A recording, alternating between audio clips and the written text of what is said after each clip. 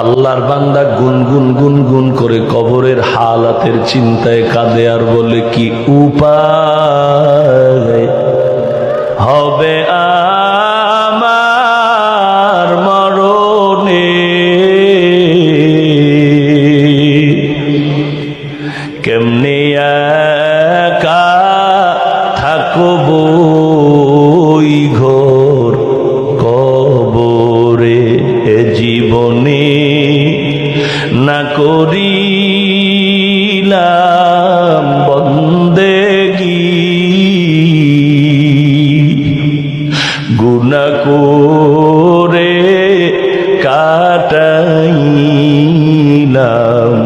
জিন্দেগি, গুনাহ করে কাটাইলাম জিন্দেগি। তওবা করে আবার তওবা ভাঙ্গিলাম,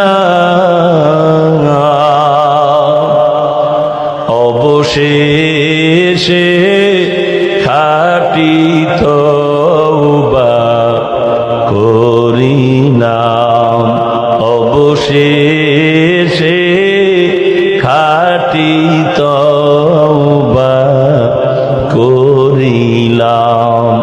সকলেরই দরজা হইতে ফিরিয়া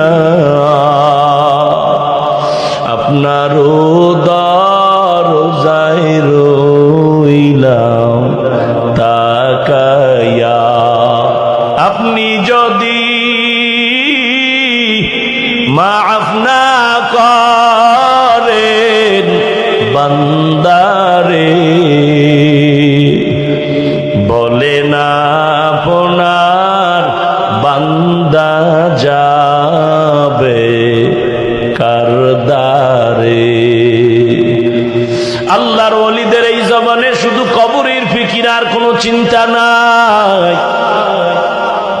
আর বর্তমান যুগে টাইটেলওয়ালা ভণ্ড, কবরের কোনো চিন্তাও নাই, মুরিদেরও কোনো বয়ান নাই, শুধু দুনিয়ার ধান্দায় পড়ে আছে।